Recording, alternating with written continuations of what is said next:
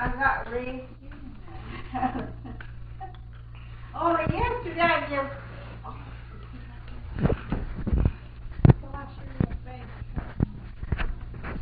Well, we're glad to have her down here, too, down to see us.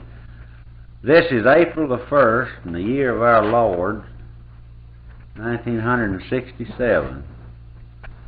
We're in the home with with Reverend D.M. Dutton and Miss Laura Dutton.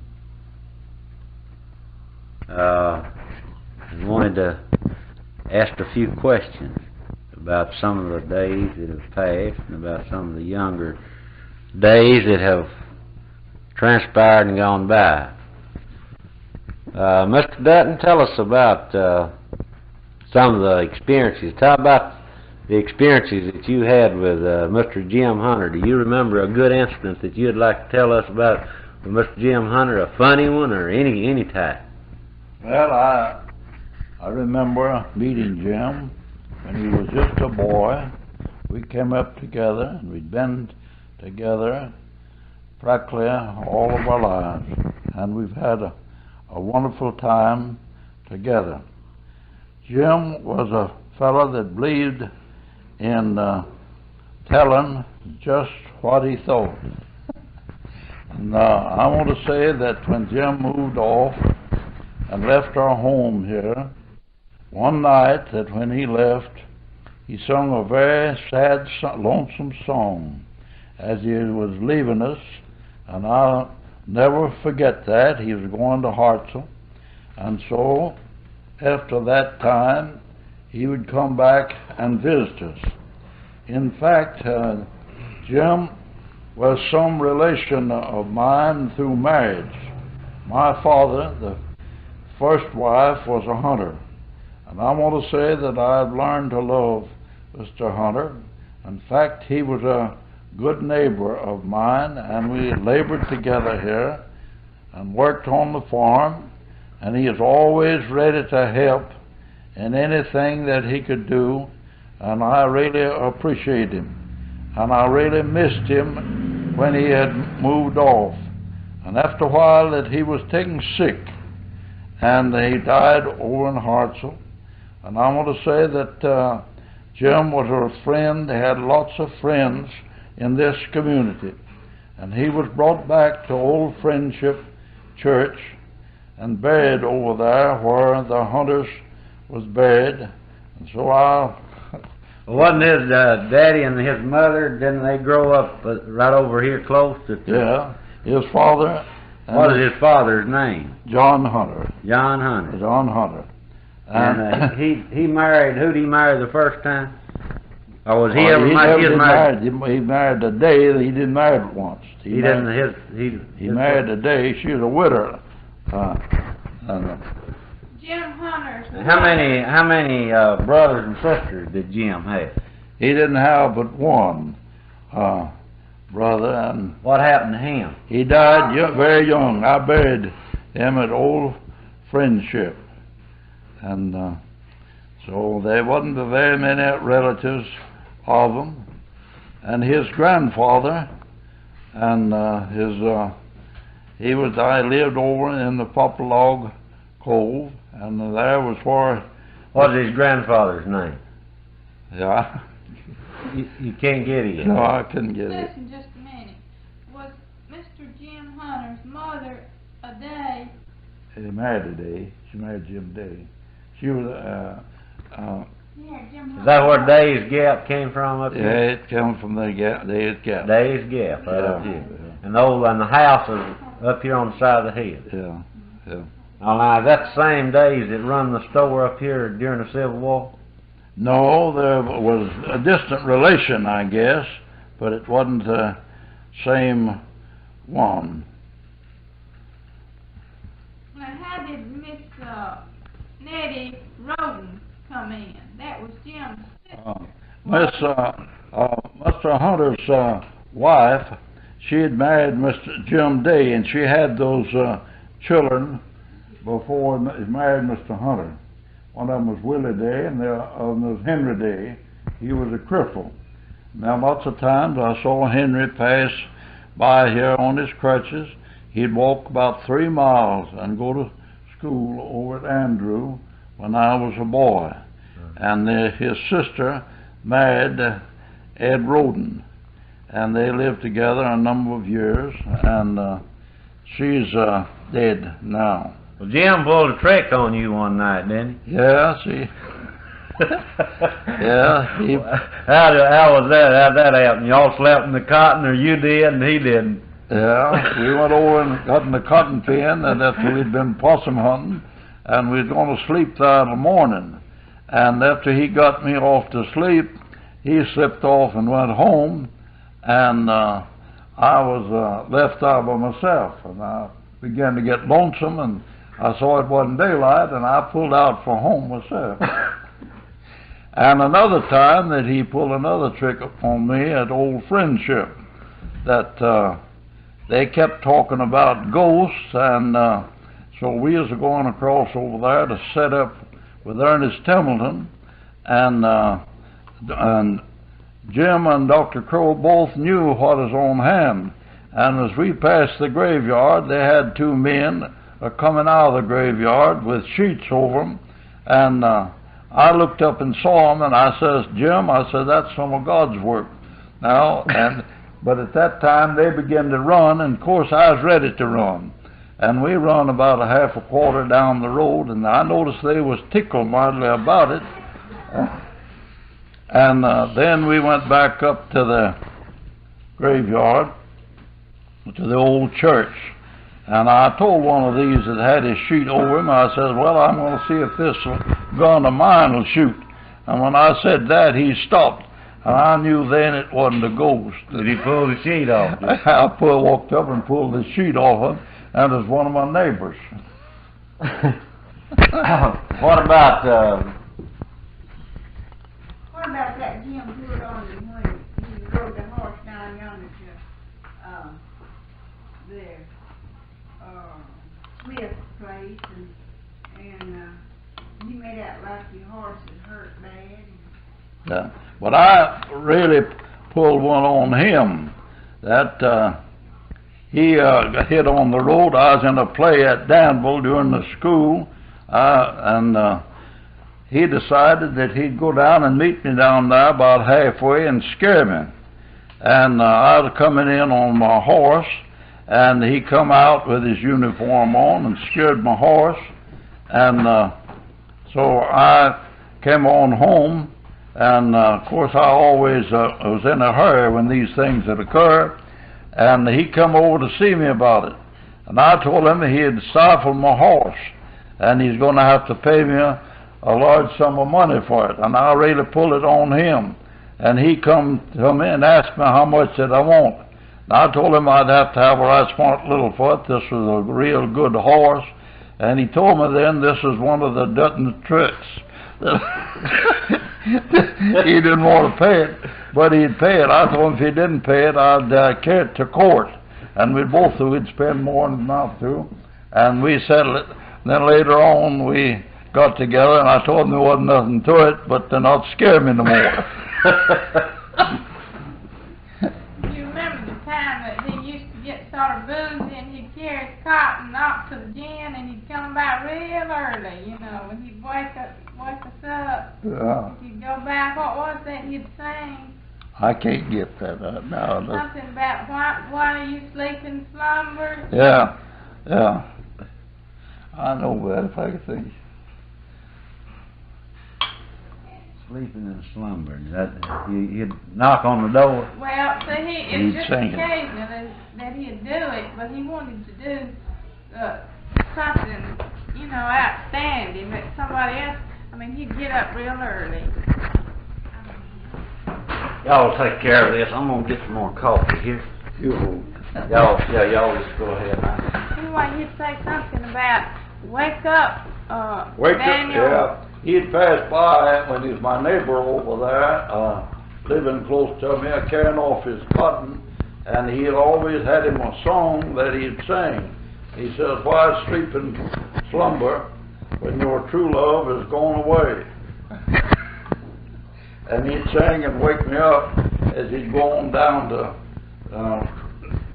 Danville to have his cotton gin. And then maybe he wouldn't get up that early again in a month or something. Maybe he wouldn't get up that early no more, or maybe months. I'd go over there and he'd be asleep in the slumber, and he seemed like he didn't care whether he got up during the day or not.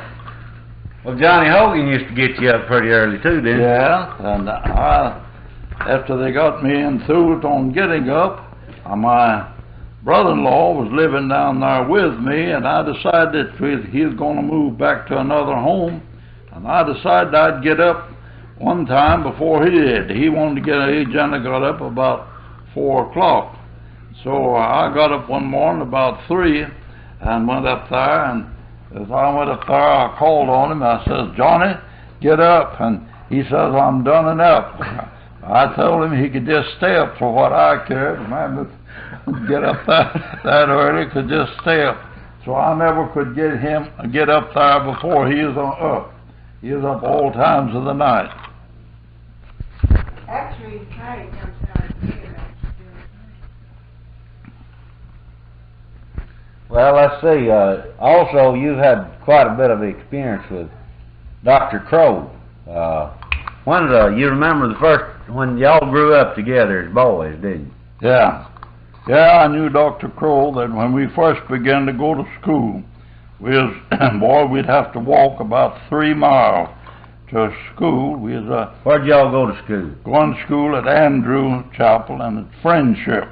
Is that where Friendship stands now? Yeah, old Friendship. And so we went to school there for a number of years, and we'd play along the road. We had a good time together, and after a while, that when we got about grown, he decided that he would study medicine. And so he was a boy that could really remember, and after a while, when he got about grown, he went off to Nashville and studied medicine and made our country doctor. And he really How long did he have to go to medical school? Well, about 4 years, I think, was the time that they had to go. But the terms wasn't so very long. But after he had got through medicine, he remained out here as our country doctor. And he was really a good doctor for the poor people, because he didn't matter whether you had the money or not. When you called on him, didn't matter how cold it was or snowy, that he would come. And back at that time, it didn't have any way of traveling but just a horseback or in a buggy. But he'd always come, and lots of times would be out all night. So I want to say that we really missed him, that he was killed later on back in the forest, and but the people of my community really missed him for many years.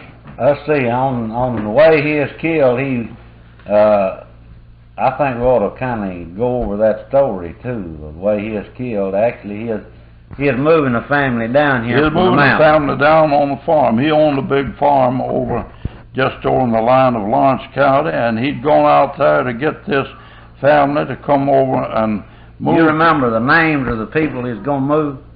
The name was Angles. Angles. Yeah. And he went over there, and he was drinking, and they went in to take supper.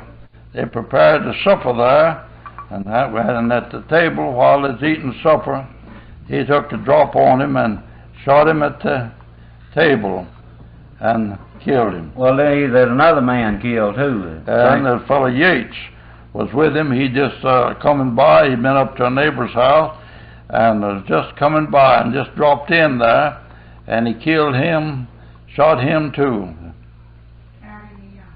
He shot him out in the yard, and this is the time, or in this the place that they had to mind the wild hogs off of Yates's body. Yeah, there's one of the Holmeses that stayed there all night and minded the hogs off of the body.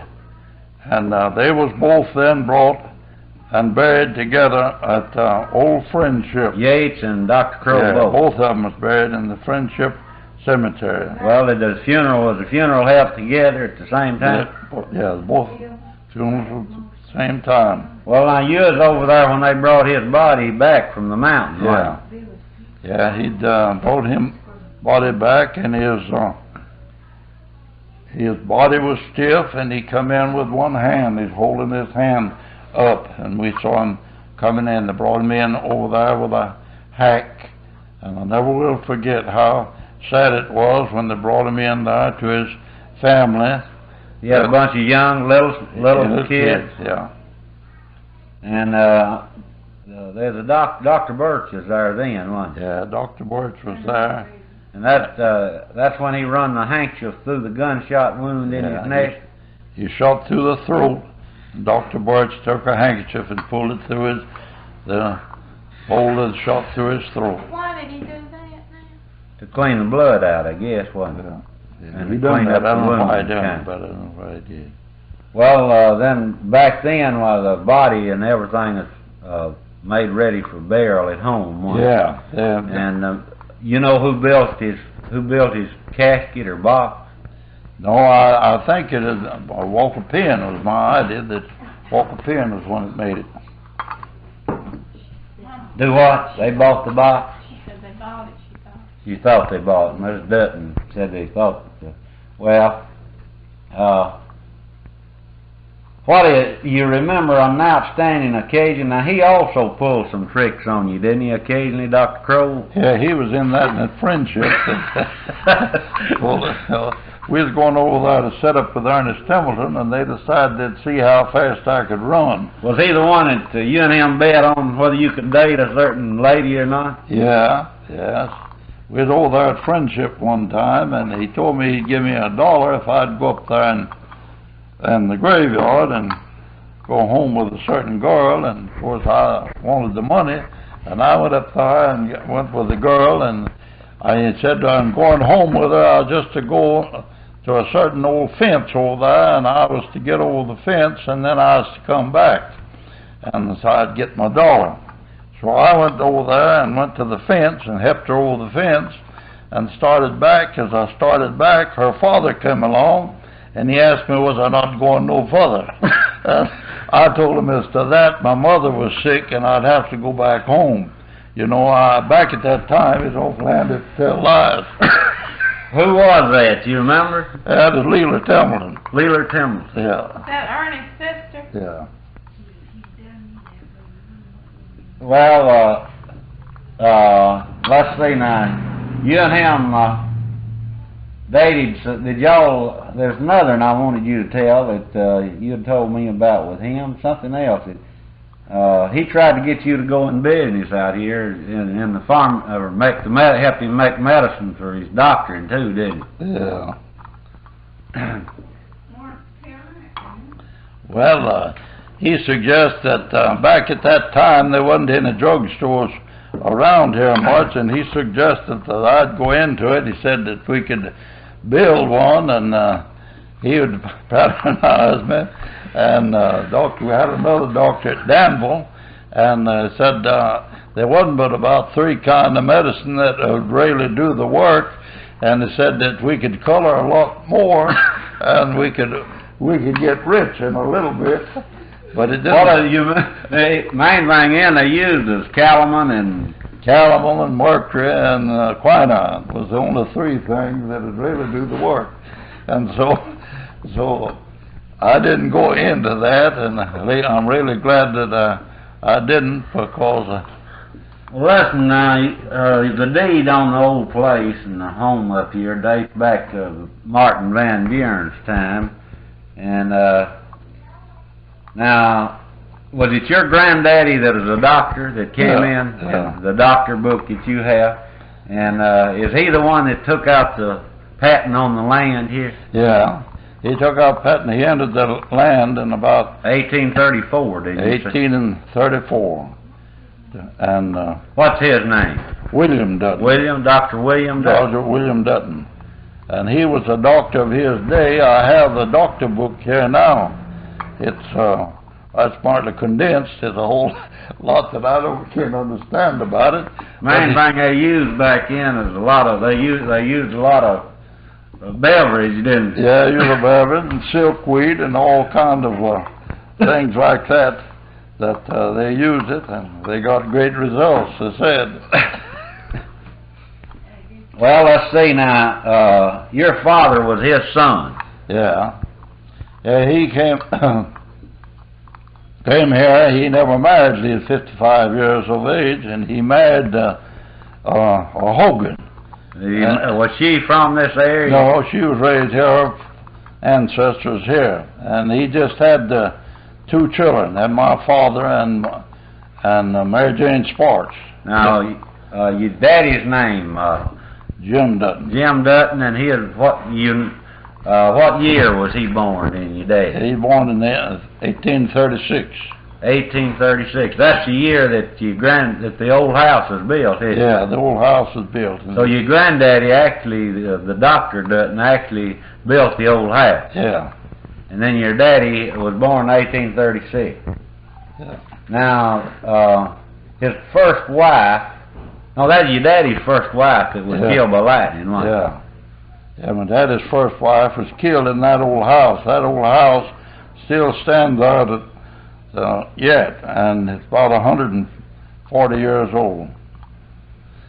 Well, actually, the old house then was built in 1836, and that's the same year that your daddy, Jim Dutton, was born. And now, by his first wife, how many children did he have? He had 5, I think it was. By his first wife? Yeah, but they all died young except one, Charlie. Just had one, and he died, I think, about 29. And then he married your mother, and what is her full name? Mary. Mary. Mary Wilhite, or Mary Flowers Wilhite, really. Mary Jane? Mary Jane, yeah. And she had one child when they married, and he had one that's living. And what is her child's name? Jack Wilhite. Jack Wilhite, and his son that was living was your half-brother, Charlie. Yeah. And then how much younger was you than Charlie? Well, a whole lot. I wasn't even born then, you know.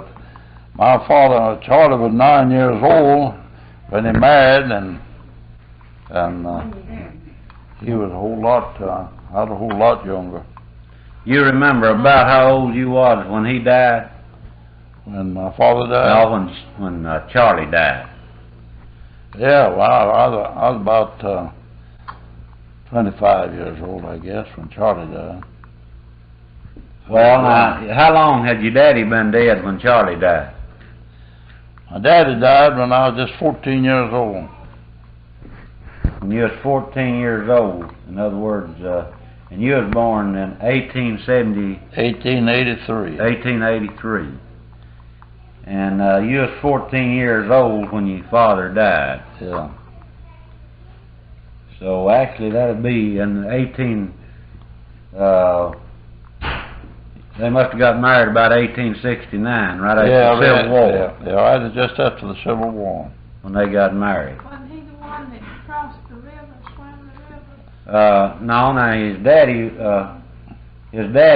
the only reason they didn't take him into the service is I remember he had a bad foot, didn't he? Yeah, they turned him down. He hit it with an axe some way and split his back when foot he was a open. boy. But he did lead a bunch of federal troops. They forced him to lead a bunch of federal troops from Decatur, didn't he? Yeah, from here to Decatur. That he led them down there, and when they were between here and Danville, the layouts bushwhacked them, and my father began to get in the hind part of the army, and so this officer, the captain, gave orders for him to come up to the front. If he didn't, he'd have to send a man back there and have him shot. And so my father was willing then to get on the front. And he got on the front, and he said this man began to talk to him then about, he says, back north where I live, he says, the girls looks different to what they do up here. They look red and rosy. My father said he wasn't caring about just how the girls looked. That he is trying to take care of his life. And so the bushwhackers waylaid him between here and down there at the oil place. They shot into him. You know about how many, you remember, did you ever hear him say about how many troops there was in that bunch? I don't know how many there were, but there's a good many, and he led them on till they got to Flint. And they met another man, and they told my father he could go back now, and he'd make this other man carry him on into Decatur, and for him next time, then I'll be excited over it.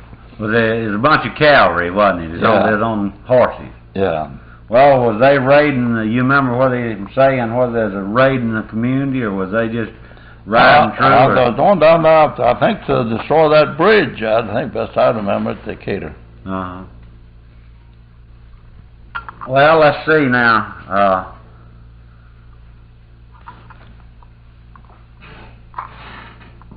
Your brother, Charlie, he died when he was 29 years old, and you was... Richard was born before Daddy. Richard was born, yeah. Richard was born before. Yeah, Richard born before I was. Richard a little older than I was. He was born in 81. In 81? Yeah, and I was born in 83. And how long did Richard live? He died about 22. 22? Yeah. And he had a throat infection. Yeah, a polypus growth of the head, they claim, from the nose, and we sent him to Nashville and had him operated on, but they claim this polypus growth had gone down his throat and in his stomach, and the cancer formed and just eat him up. And that was your only whole brother. Only brother, brother. I had two half brothers, one on my mother's side and one on my father's side. Now, Miss Laddie, how was she connected? Laddie was Staples. Staples was Charlie. My half brother Charlie was a girl. Uh-huh. Yeah. That was the only child they had. So actually, then, how long did you and your mother lived up here at the old house? When did you and Miss Laura get married? What year? Right in 1912. In 1912, and then how much longer did your mother live? She lived about 2 or 3 years. After y'all got married? Yeah. About 4 years? And actually, then the property has been in the family ever since it was taken out in Van Buren's day. Yeah. Well, tell us about the time that this woman was killed by lightning. Yeah, now this is your father's first wife. Yeah, my father's first wife was a hunter, and so she was warned that night in a dream that she was going to get killed the next day, and she went around to the neighbor's house and told them that she was, but they just didn't believe it. She went over to Mr. Simpson's and then went up to Sparks and told them that she's going to be killed, and she followed my father around where he was plowing out in the orchard and kept trying to get him to take out the plowing. And he just wouldn't do it till about 12 or a little after, trying to finish some work out there. But she worried him so that he went to the house, and they come up a little cloud from the west, and it wasn't a very large cloud. And this lightning, they went in, and she became so excited about it, she had him to go in and sit down on the feather bed. They'd been told that lightning wouldn't strike a feather bed. And she went in and sat down on the feathered bed, and my half-brother Charlie sat down between them. But it wasn't but a little bit till the lightning, it shot out away ahead of the cloud. It was a very hot day, and the people that were cutting wheat over there saw the smoke boil up on top of the house, and the lightning come down through there and killed her and set her afire. But my little half-sister put her out and run up to the next house and told them about her being killed, and my father fell over on that bed and never come to till about 3 o'clock that evening that they come to But that was the way that she was. Did it hurt Charlie? Yeah, Charlie hit so close to him that he just run around the house. Said he just kept running all the time for a long time, running around the house. Is there? They still a mark up there in the floor or something where the light? Yeah, up there, the floor was fixed. You could see where the lightning come down through the ceiling and come down and where it busted the plank. After the killer went on down and hit the plank in the floor. So busted. She just had a admission that something was going to happen to her the next day. Yeah. In a dream or? Yeah, in a dream that she was warned of it, she claimed, and it come to pass just like she said it. Now she was a Flowers, is that right? No, she was a hunter. She was a hunter. Yeah, my mother died of stomach trouble. Yeah, she was a hunter, and my father first married a hunter.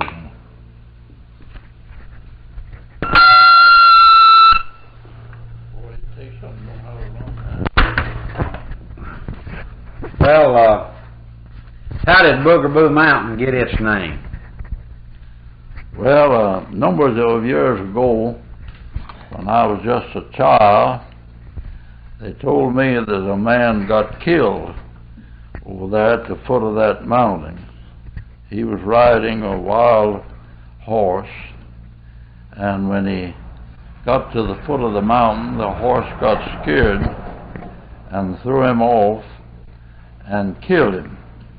And so it took the name then of the Boogaboo Mountain. And then that road has been built. It's from Andrew's Chapel due east. It was built there and led on into the Gibson settlement. But ever since I was a small boy, that's been known as the Boogaboo Mountain. And lots of people don't realize how it took its name, but that's the best that I could ever get it up was a man got killed there at the foot of the mountain, and it took its name from that. Wasn't he riding a horse or something? He was riding a horse, a wild horse, and it got scared and threw him there, and it took its name.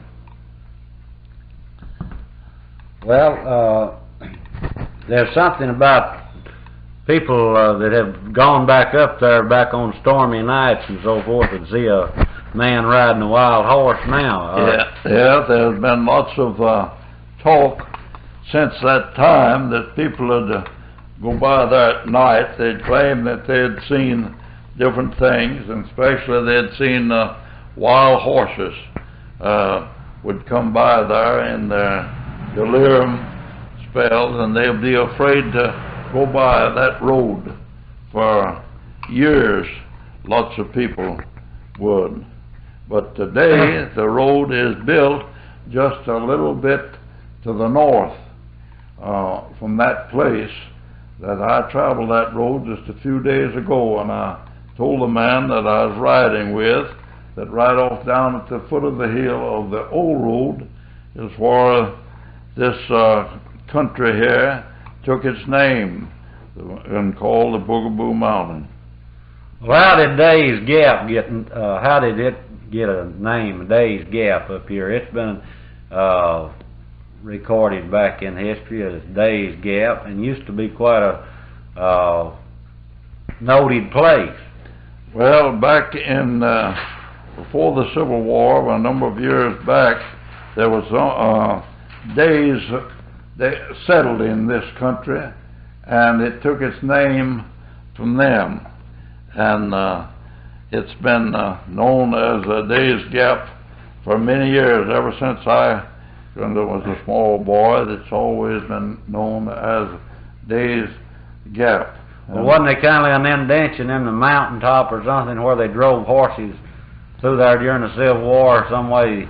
Yes, here at the foot of the mountain, that is a place where they'd exchange, you might say, stolen horses that they'd bring through from Tennessee and other northern states, and they'd bring them through here and they'd leave them overnight, and then they'd carry through and carry them into Sipsey next day, and they'd tried their kind of a dray that they'd pass them over with logs pinned together, and they'd carry them over to Vicksburg or different places over there and sell them. And lots of times that these horses was just stolen. On one occasion, there's a man, boy and a girl was in a carriage like and was going to marry. And as they come out from Decatur, and these thieves taking them over and taking their horses out and brought them on and carried them over and left the couple to stay with their hack. And they carried the horses and left them and brought them on through and carried them over and sold them. Lots of times they would come back through with it later on, and a fellow by the name of Wilburn is the man that would transport them across the Sipsey River. They had no way, no bridges back then, but he had logs pinned together over there, and they'd pay him so much money to transport them over across the Sipsey River. And then they'd go over to Vicksburg and sell these horses and bring the money, and then they'd go back and get them some more.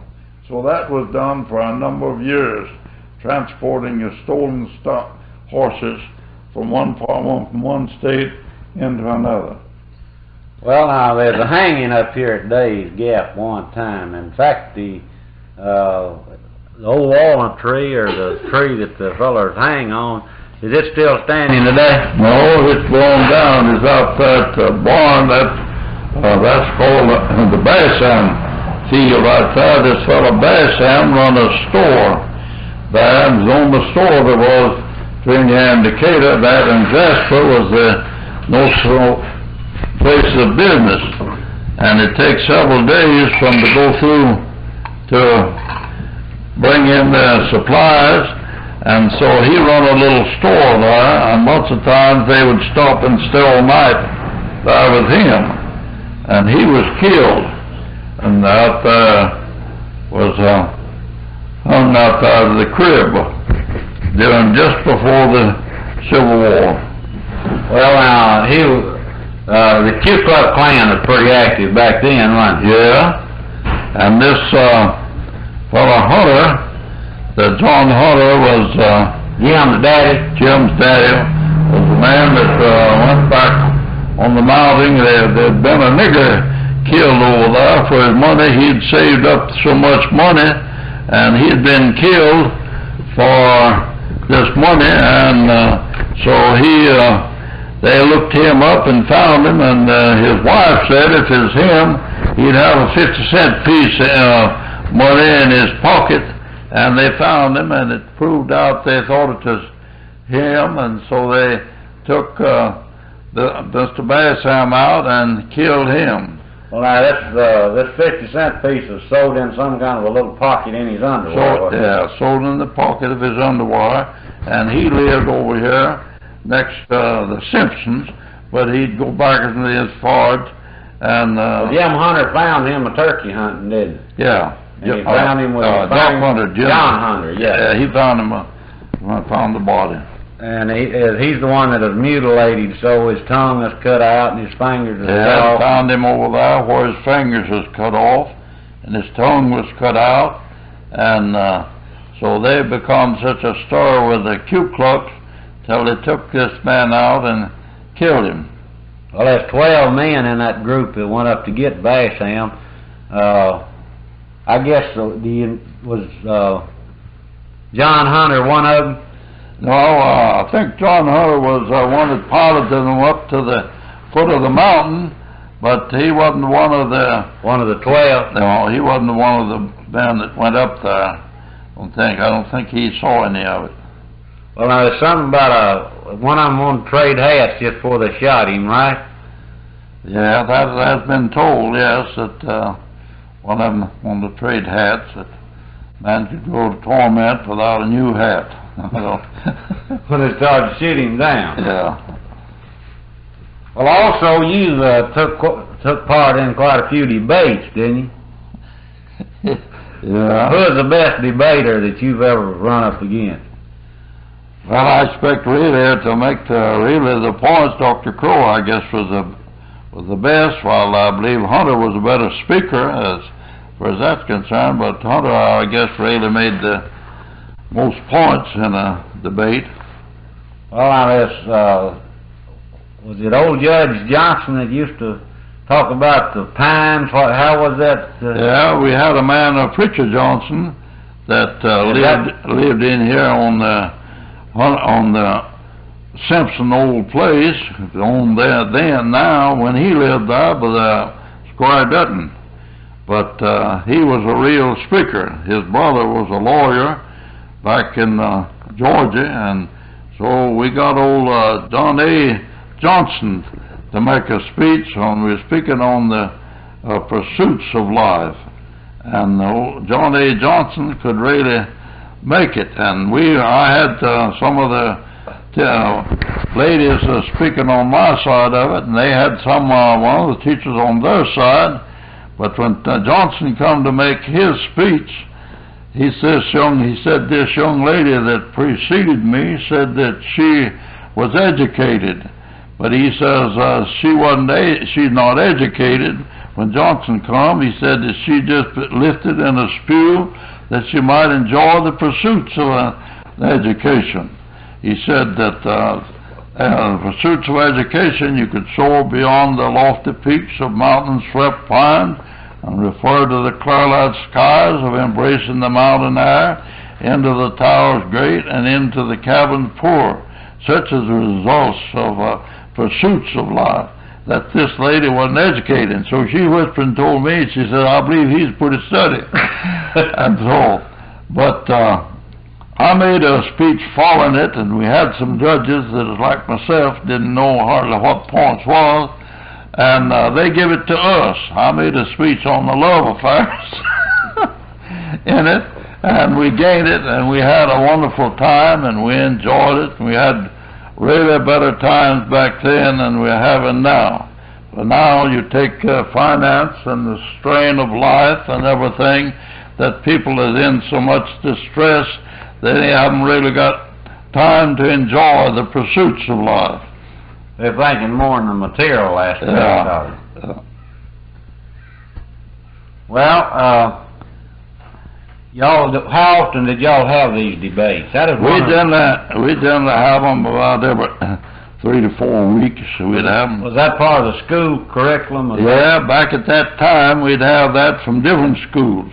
If we'd have them in our school, and then we got to having them in the churches and in the houses. We'd meet together. At one time, nearly all of those people are dead now. Our brother D.R. Jones made a speech. Dr. Martin was with us. He made a speech at that time at the Old Friendship, and old John A. Johnson was in it, and different ones.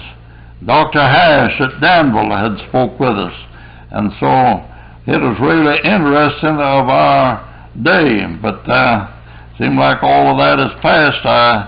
They have lots of now, but it's on different topics. Well, y'all also had a lot of spelling bees back in those days, didn't you? Yeah. We had the old blueback speller, and we had some that could spell through it and never miss a word. I never was that good myself, but we had Aunt Ellen Templeton would be in our spelling tests, and we'd know that when she was there that we had something to do to ever be able to turn her down. At different times, she'd just spell it on through.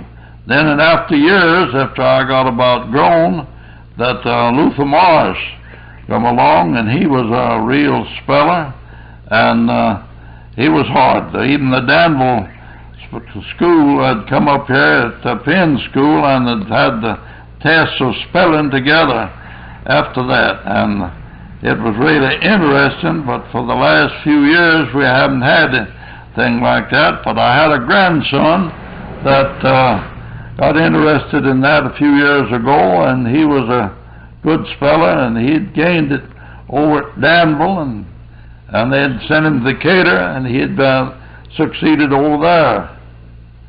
And then he went on to Birmingham, where he went on to Birmingham, and that's where he lost out. There's so many of them down there against him. Mm-hmm. Well, he won't know if you had any stick candy. No, I ain't got none. He hadn't got any stick candy today. Well, let's see now. That money that you was talking about that this slave, or this colored guy was killed over, there's a legend out on it that says that money never was found. Somewhere up on the mountain. That old nigger brought that money he had worked out making mule collars and foot pads out of shucks till he had worked out about $1,800. And he brought it down here to old Uncle Will Penn, and he kept it. But for him a while, he was going to buy his freedom. But Uncle Will got afraid the war was coming on, and he had the nigger to take the money back. And he carried the money back, and he was carried up here at the foot of the mountain, and the old nigger buried it up there. It was all in silver, and the woods burned over, but it didn't hurt his money. He still had it, and these Ku Klux, you know, got up with the idea that the Basham had it, and they killed him. At least he was killed, and his fingers cut off, and his tongue cut out, and out there in the mountains. Well, what happened to Basham? Let's see, now Basham and his son run the store, didn't he? Yeah. Well, his son, he ran off in the mountains, but they followed him up and really killed him. He was shot later on, but he had a small son, and this son was taken after they was killed to Danville and was raised down there, and he lived there till he was about grown, and he went north, so to some state over there. I don't know just which one. Somebody said something about they heard from him from Texas or somewhere. Yeah. Anyway, he went into the stock business and said he'd made a great success of raising stock, and but none of the rest of them that I know of is living in this part of the country now. Well, there's been a lot of changes took place within your life. You think about some of the things that have transpired in transportation and communication and a lot of these aspects of it, and a lot of changes in life. And I know that you have a deep religious faith and a deep admiration for high ideals and so forth. Do you think of any incident that's really increased your faith as far as man in another life? Yes, really did. My mother had something good deal to do with that, and my father. I've been, from the time I was converted, it's been about 50 years. And when my mother was very religious, and so my father was too. And when my mother taken sick and saw that I saw that she was going to die, I give it more thought till I eventually was converted myself. And since that time, I've realized that of a different life to what I had before. And through these many years since that, I've been looking at things that eternal instead of things that perish. So I read the Bible a whole lot, and the minute when I was in the young manhood of life, I taught Sunday school, and then about 40 years ago I went to preaching. The old-time way, about once a month at a church, and so I'm now 83 years of age, but I'm still pastoring church.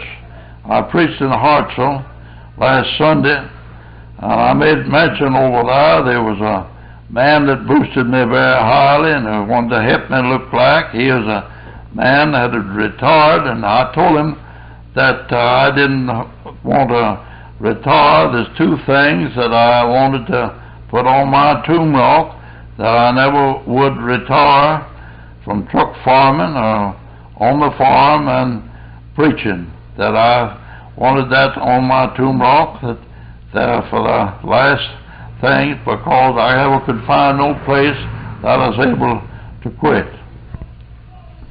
In other words, well, you've had a real full life and helped a lot of people in the community. You've served as Justice of the Peace. How long have you been Justice of the Peace? Over 40 years. Over 40 years. Yeah. Have you ever, you've had some trials that... I've had some trials, but after I got in the religious affairs, I requested to the authorities that I didn't want to try cases, and they told me they just used me anyway, and so I haven't taken over for a number of years any cases. But I have been connected in my younger part of my life in that some. Well, you had a horse got stolen once. How about telling us about that horse deal? Ones you had to go after. Yes, I had some experience of my own. I had a horse that I let a boy have, and he just kept it and sold it to another fella, and just let the other fella have it, but he didn't pay me anything for it, and so he wouldn't give it up. So I went over to town and saw me a lawyer, and he gave me a writ of debt anew to go and get the horse wherever I could find it, but not take it under any racket or anything like that. And so I found out it was at a certain barn, and I got one of Morris to go with me, and we went over there one night, and I went in and got the horse and rode it off. And of course they pulled me for it, and so I rode it off, and I went across the cotton patch. I come in singing, I had it in hand, and so in my trial that come up later on, was trying the rights of property. I had a writ of debt anew, and the lawyer asked me, did I walk down there? And I told him yes, but I rode back. The other lawyer says, we never asked you how you went back. And I told my lawyer, says, well, you got his conveyance anyway, didn't you? And so I went back home, and so I kept the animal till we had another trial, and they give it to me. And so I had something about too that he, in his speech to the jury, that he talked about you being. Yeah, the one of them they wanted to take over there and impeach our character on that, impeach it, and so one of them they turned my men and turned in pretty strong from him. One of the lawyers was against me. He called me a feather-winged angel. He referred to you as a feather-winged angel. Yeah. Said this feather-winged angel that you were speaking about down there said that if he's allowed to go on at the same rate he's going, in 10 years Jay Gould will be a penniless man beside him. Well, is there any other instance you think of that we'll talk about this afternoon? No, I guess that's about all for this time. Well, you think about it, and we'll continue this interview at a later date. All right.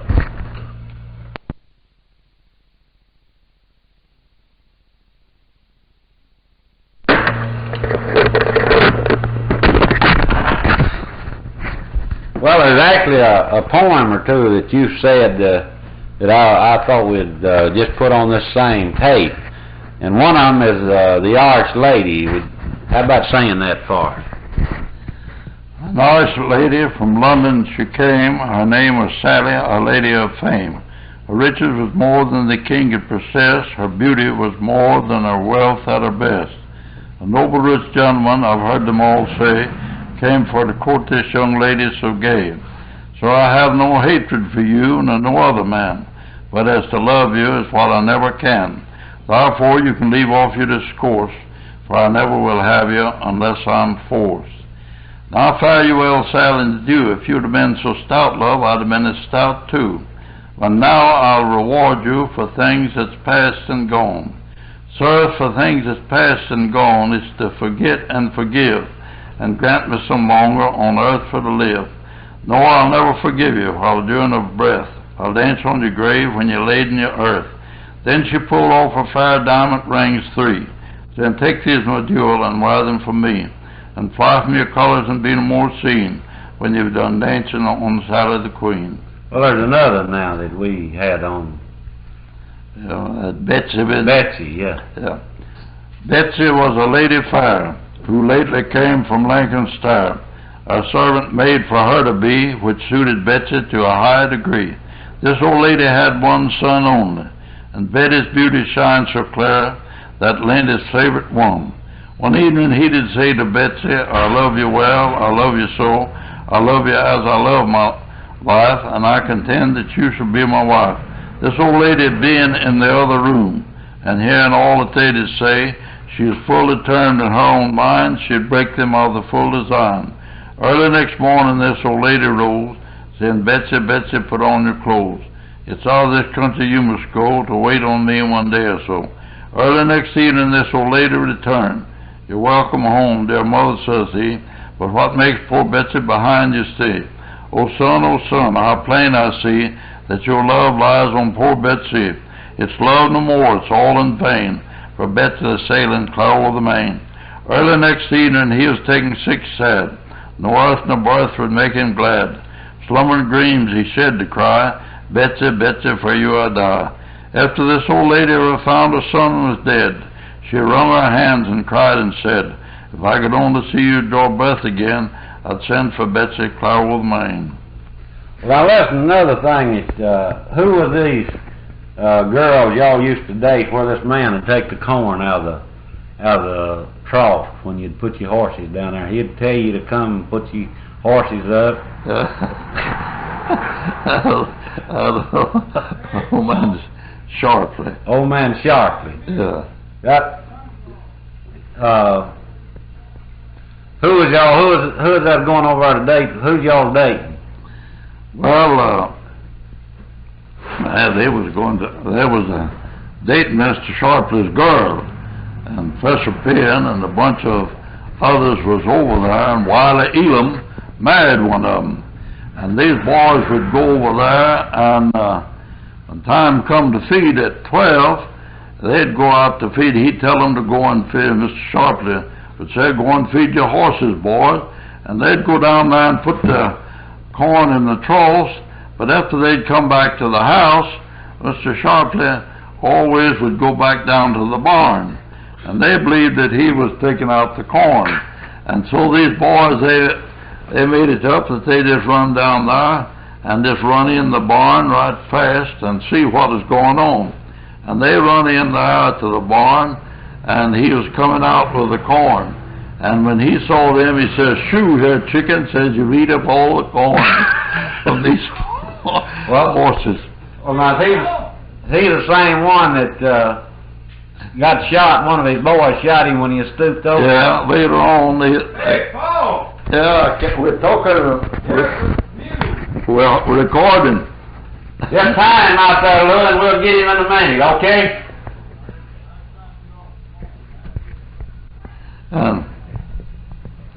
He got it. No, what I was asking about was, somebody shot him when he stooped over, wasn't it? Yeah, he later on, after he got old, his son, he was picking cotton, and he's picking cotton, and he was stooped over, and his son loaded with a gun with peas, and he shot him. And he said his father jumped mighty high, and so truly says, you blistered me. And so we've had all of these things that take place numbers of years ago. He, while he stooped over picking cotton, he shot him in the seat of the bridge. Yeah. Was that a Doffy Sharpley? Yeah. That's the one who carried the mail on the horse. Yeah, he used to carry the mail. Okay.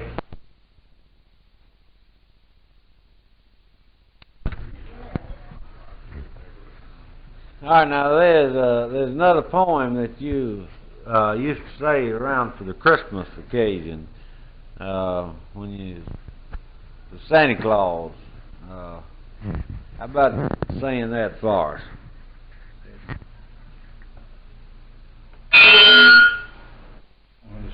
Okay, you can start. When I was a young man, I saw some peace and pleasure. And now I'm married to a wife and couple other measures. When I go in at night, my wife's as mad as thunder, and with the old iron shovel she splits my head with thunder. After a while she's taken sick, and what do you reckon ailed her? She eat at least 10 pounds of meat, and then her stomach failed. I heard some lumbering in the skies. It imitates thunder. If she don't come back again, there'll be a mighty woman. What was it? Christmas.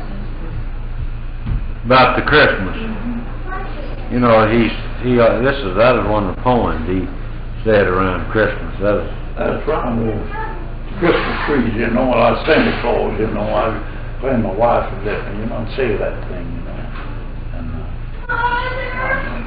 every time my wife couldn't come, you know, just saying anything, get by it, you know. Oh, you're not catching that? Yeah. Oh, my goodness.